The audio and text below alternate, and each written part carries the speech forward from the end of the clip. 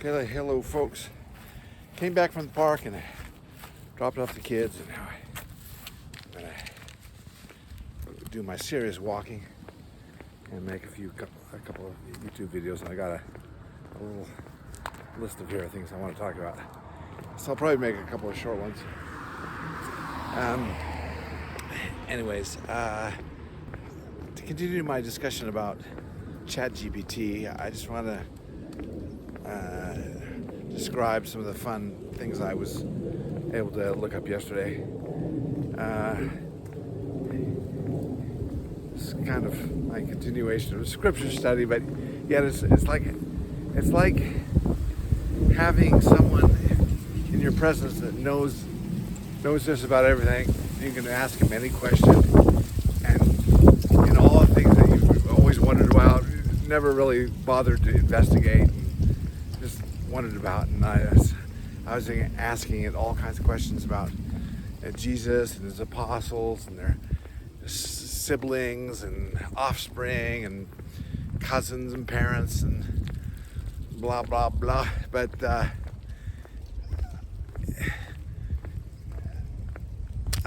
just found it so interesting. Let's see if I can just share some of the highlights.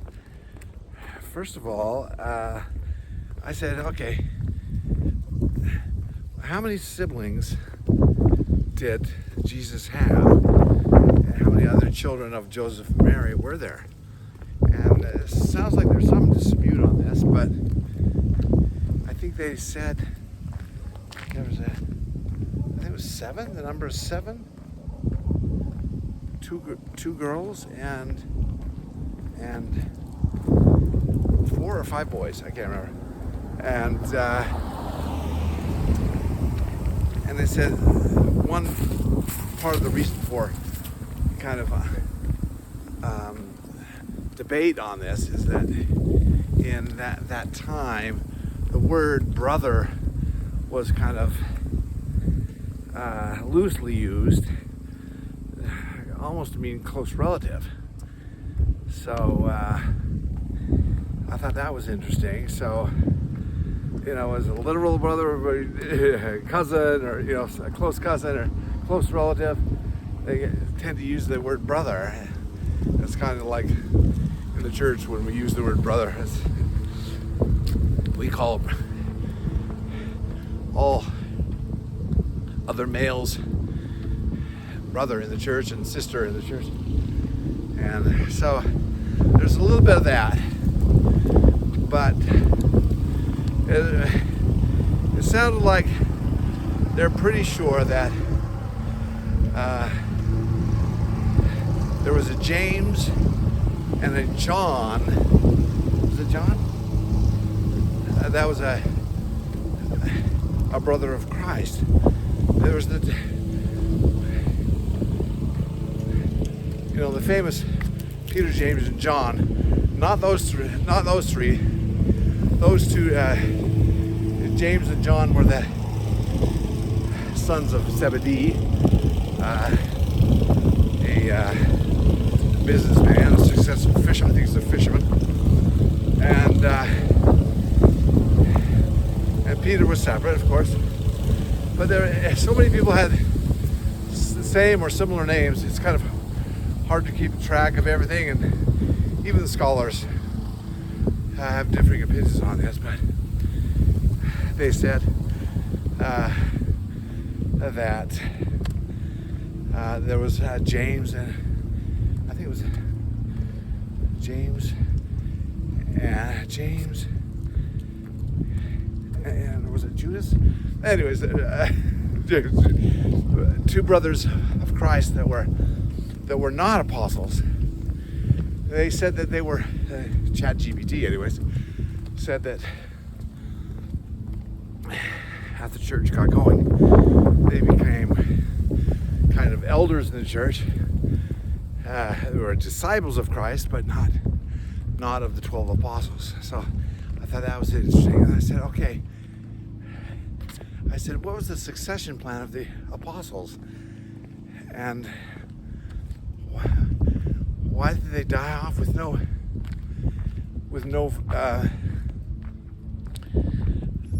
subsequent apostles being called.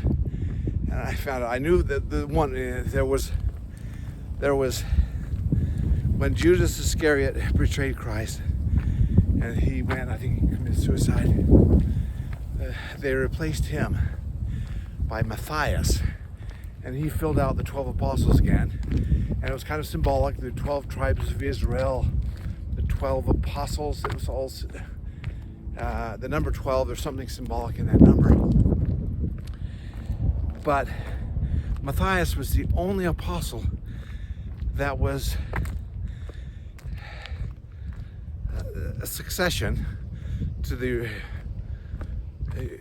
so only one that followed that method of succession, and the only one that succeeded. So after that, when they started dying off, there was 11 apostles, 10, kept going down. He said by that time, the ChatGPT said, by that time the church organization had kind of moved to what they call bishops and elders, and this is where the actual siblings of Jesus Christ were probably serving. It was a call to service, right? And so I thought, oh wow, that's interesting. And this is something that you could maybe glean from just a close reading of the Bible, but even the scholars who are do this full time, there's debate among them. So I thought, oh wow, this is so neat that we have this tool that we can have like a Spock in our back pocket to ask these kind of questions. So then I asked them, what about the Apostle Paul? And they said by that time, see, Paul, on his way to Damascus, he was a Jew, a Pharisee, I guess it was a Pharisee, and he had the miraculous appearance. The resurrected Christ appeared to him, and he took that to be his calling. He wasn't officially set apart or designated according to ChatGPT, as an apostle. And by that time, the word apostle was kind of used loosely. It wasn't the 12 apostles. It was like a disciple, a special disciple. So Paul,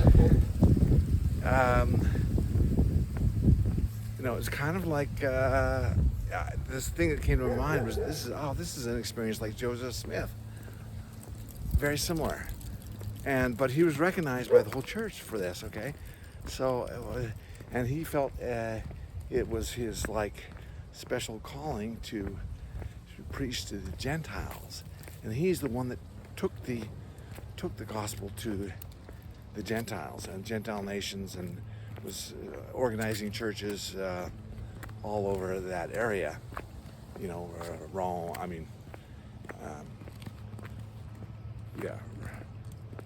all the countries close by, including Rome, I think. Anyway, so that, oh wow, this is so interesting. You always hear about Paul, and he's this beloved apostle, but he's not one of the 12 apostles. And like I said, he technically wasn't one of the 12 apostles, and he was a disciple. So I found that to be very interesting. And then I asked about what do we know about the offspring of the 12 apostles? And apparently I think there's some apocryphal writings that there may have been some of that, but there's nothing official, officially no record of any offspring of the 12 apostles. So I thought, interesting. And then it's pretty clear that that Mary and Joseph had other children, but I guess there's some traditions in, like the Catholic tradition, is that no, the Virgin Mary was perpetually a virgin, never had any children. So there are some religious traditions that hold to that, but I think most Protestant religions think, no, they had more children. Wow, interesting stuff. So it's interesting how much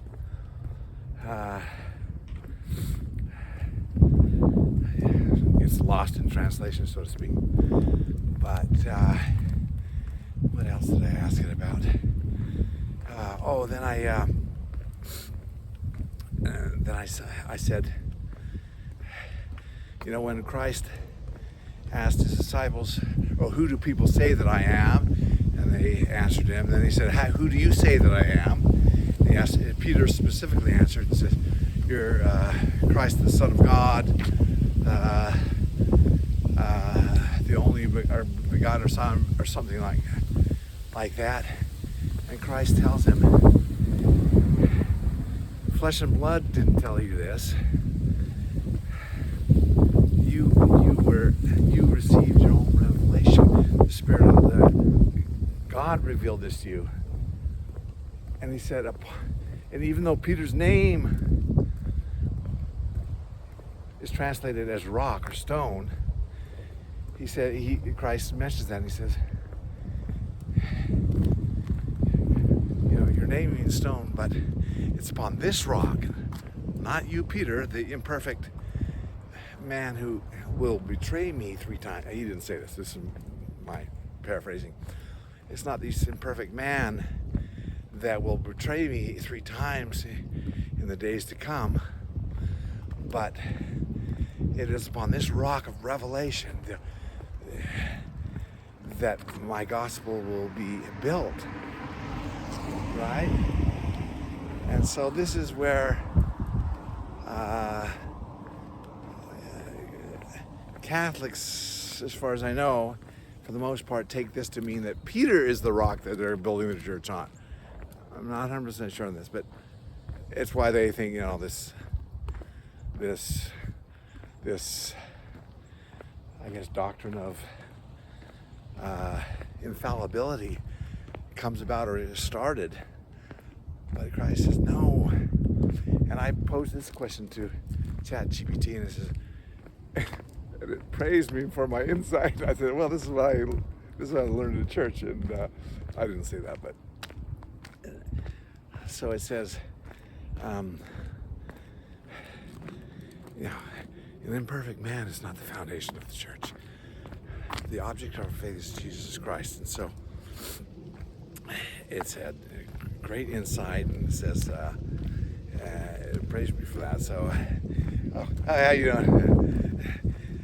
And so I found this to be very, very fun chat with ChatGPT AI. Some interesting insights into the gospel of Jesus Christ. And it said, I said, Peter is an imperfect man. Not to say he's not important. He became the after Christ's ascension, became the leader of the church, essentially the president of the church. But he's not a perfect man, and he's not the object of our faith. And similarly, in my church, the prophet is not the object of our faith. Okay, we all have need for a savior. There's only one good master, and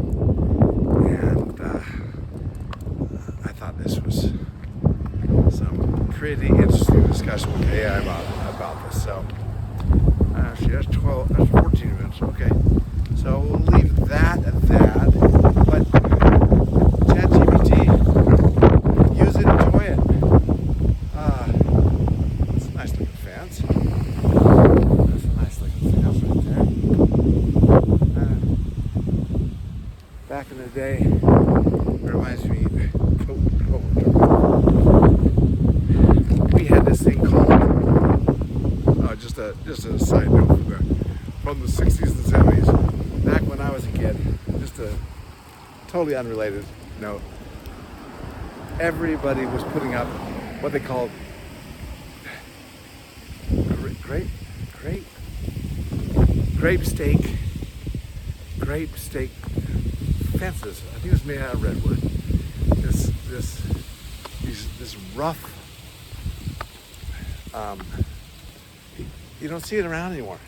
I don't know what happened to it, but back in the 60s and 70s, everybody had a grape stake fence, and it was very knotty and a lot of knots in it, and that's where we would stick our fishing line out and put I've talked about this before, but an old empty purse on a fish line out in the road, and all of us hiding behind the fence, and we'd play the purse. Oh, that was some fun times. Until that got old, and I think it was the Josephs next door had the bright idea that we create a dummy, a human dummy, and put that dummy on a fish line and lay it out in the street. People think that somebody collapsed on the side of the road. Oh boy, this all lasted. We only did it a couple times until the policeman who lived up the street caught wind of this and came down and gave us a talking to.